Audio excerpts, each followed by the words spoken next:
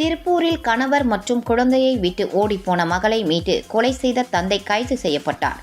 மதுரை மாவட்டத்தை சேர்ந்த ஆறுமுகம் தனது மகள் சீமியா திருப்பூர் பனியன் நிறுவனத்தில் பணியாற்றும் பிரவீன்குமார் என்பவருக்கு கடந்த 5 ஆண்டுகளுக்கு முன்பு திருமணம் செய்து வைத்திருந்தார். இவர்களுக்கு 3 வயதில் ஒரு பெண் குழந்தை உள்ள நிலையில் பெற்றோரும் மகளுடன் வசித்து வந்தனர்.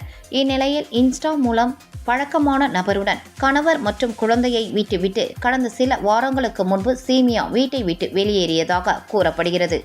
தகவல் அறிந்த தந்தை ஆறுமுகம் வீரபாண்டி காவல் நிலையத்தில் கொடுத்த புகாரின் பேரில் விசாரணை மேற்கொண்ட போலீசார் கன்னியாகுமரியில் தங்கியிருந்த சீமியாவை மீட்டு அழைத்து வந்து பெற்றோரிடம் ஒப்படைத்தனர்.